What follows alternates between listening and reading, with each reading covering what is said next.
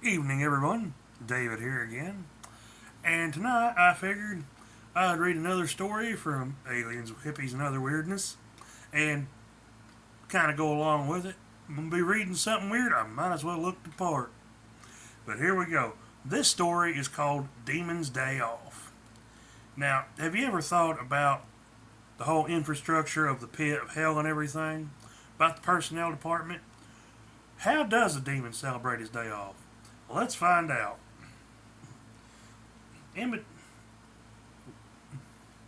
In between Sterling and Horsefinger is a large white house. It was built decades before and is currently inhabited. Well, not by a human, that is.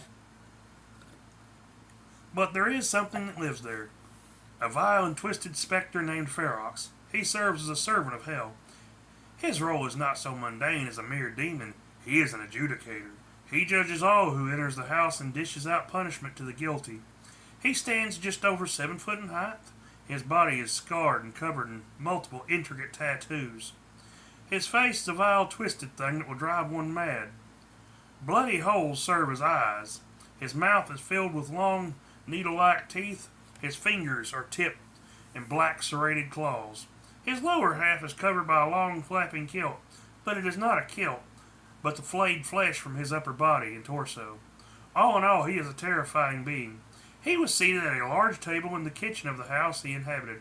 Across from the abomination sat a handsome man in a fine white suit, a slight frown upon his face.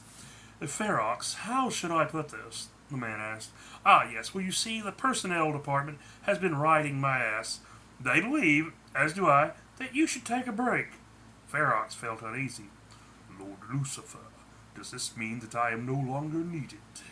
He asked in his cold baritone. Satan sighed and groaned. He had been afraid of this. Ferox was born of an entity from a human soul bonding with the ethers of the pit. He was also completely devoted to his role in the machinations of the universe. No, nothing like that. It's just, well, the world is changing. When was the last time you left this house? Satan asked him. Ferox was quiet for several moments while he considered it. My lord, it was when I disposed of the rapist 6 months ago. I threw his corpse into a local mine. The fleshmongers devoured his flesh. Lucifer took a deep breath and changed tactics. Ferox, you are not being punished. This is a reward for your hard work. Also, it'd be a chance for you to meet new people. Let's face it, all you have for company is the twins. Ferox shifted uncomfortably. I rather enjoy their company. Lucifer groaned inwardly. Ferox, listen. There is a celebration of sorts tonight. I believe you know Harold Hatch?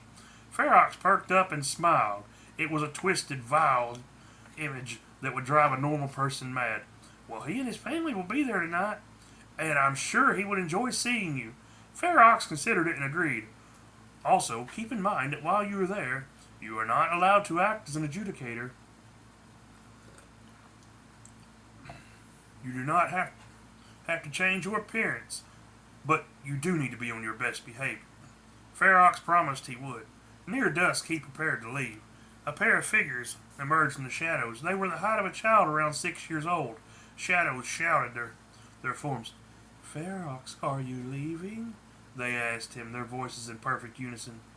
Yes, Lord Lucifer says I may have the night off. They looked at him and he felt apprehension from them. Do you wish to go as well? He asked him. They shook their heads. No, we are the keepers of the house, and we must stay here. He smiled and nodded. I shall return later, he told them as he faded. He rose from the shadows on the outskirts of Bird Park. The sounds of laughter and music filled the air. He looked around and saw people enjoying games and wearing costumes. Dude, far fucking out, someone said from behind him. Ferox turned and saw a pair of long-haired teenagers watching him. Greetings, young ones, he said in his deep, cold voice. The pair of them stared with slack-jawed expressions. Dude, your costume is fucking epic. Are you like supposed to be one of the demons from Hellwalkers? Ferox tilted his head. Hellwalkers? Do you mean Realm Walkers? One of them looked at him. Dude, are you telling me you play swords and starscapes? Fucking awesome! Yeah, I'm a Sun Paladin. Hellwalkers is a movie franchise. Ferox listened intently as he was told about the movies. I see. Well, these films do sound truly interesting. Perhaps I will watch them sometime. As for what I am, he said with a truly blood-curdling smile, I am an adjudicator. My name is Ferox, and it is a pleasure to meet you both. He told him with a bow. The two felt a spike of fear and made their excuses before running away. Ferox chuckled and walked around the small festival. Harold Hatch was watching his daughter trying to win a prize at a game when he spotted Ferox. Fuck! He swore loudly. Daddy, language, Carly said absently. Harold apologized and pulled out his phone. Clovis, he said when the call connected. Ferox is here at the fairground. He is walking around the fairgrounds. His blood ran cold when he saw a second figure join the demon. The newcomer was tall and dressed in ragged skins. A large antlered skull covered its face. Oh, this just gets better. The fucking Wendigo is here now. What? Clovis screamed into the phone. Okay, I'm calling the home office and Doc. We need to handle this delicately, he said before hanging up. Harold's phone slipped from his numb fingers as the demon approached. He stopped near a girl with white hair and cat ears wearing a maid uniform. Her fuzzy tail twitched intently. Her name was Keita. She was from a distant planet called Belcar. Harold and his wife, Quino, had taken her in. The poor girl had suffered unspeakable horrors and was undergoing intense therapy. I see, so the point is to knock the bottles over, the demon said to the alien. She smiled and nodded happily. The Wendigo joined them. Young one, Ferox said, kneeling to look her in the eyes. She gasped when she realized this was not a costume on either of them. You have a pure soul and a kind heart. If those who hurt you ever come here, bring them to see me. I will see to it they pay for what you have endured. He could plainly see the torment the poor girl had endured. To Harold's surprise, Ferox seemed to reach into a pocket of darkness. From it he withdrew a small stuffed animal. She saw it and her eyes filled with tears. It is not the one you lost, but everyone should have something to comfort them. Keita accepted it and hugged it close. Thank you, she whispered before hugging the demon. Ferox chuckled and patted her back. Think nothing of it, Starborn. I only wish my position afforded me the luxury of punishing your tormentors. She nodded and thanked him again. Ferox rose and smiled at Harold. Agent Hatch, he said happily. Harold gulped and nodded. What brings you here tonight? He asked weakly. Ferox chuckled. Lord Lucifer said I needed a night off. He told me I might enjoy this, he said, waving a clawed hand at the ongoing festivities. I must say, he had a point. This is almost as fun as playing murderers. Harold let out a weak sound. Carly came running up and stopped. Hi, Ferox, she said brightly. Harold looked down in horror as his young daughter was giggling in delight at the eldritch being.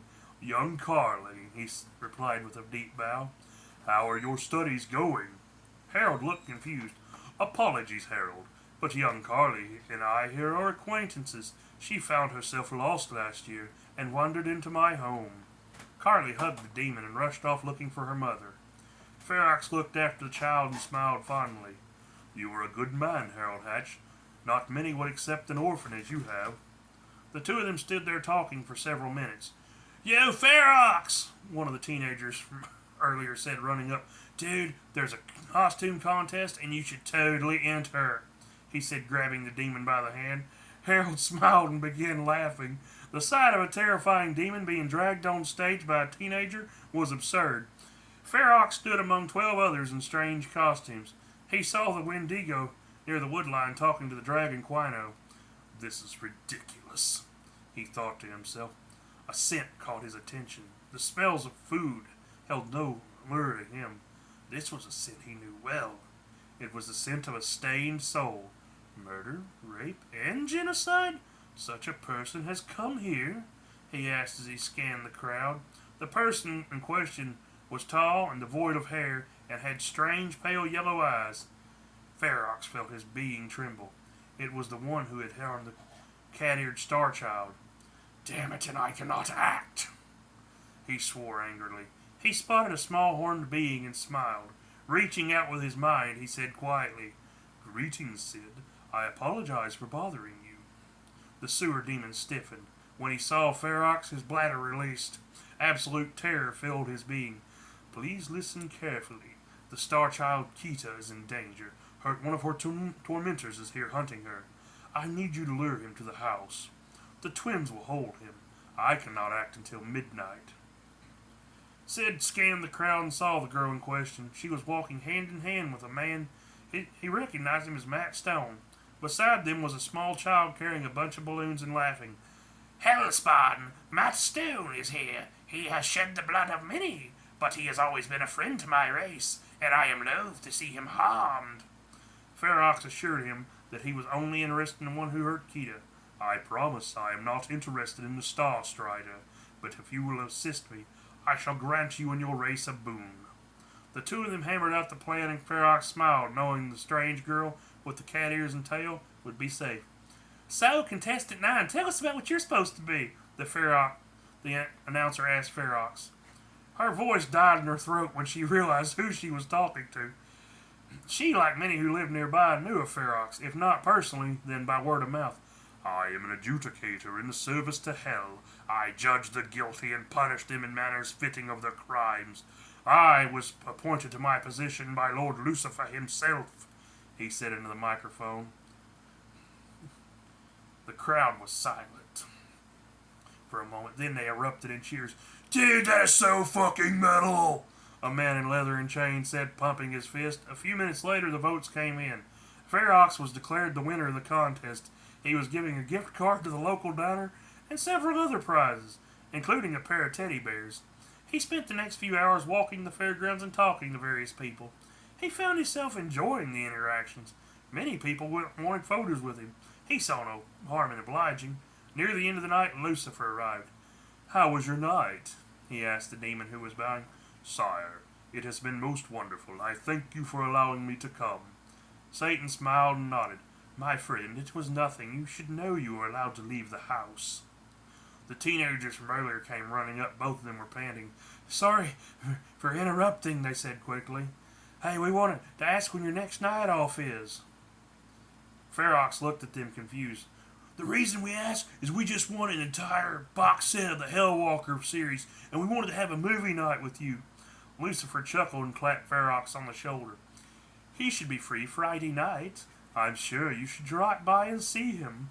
With a swirl of flame and a sound of pained screams and a blast of sulphurous wind, Lucifer returned to hell.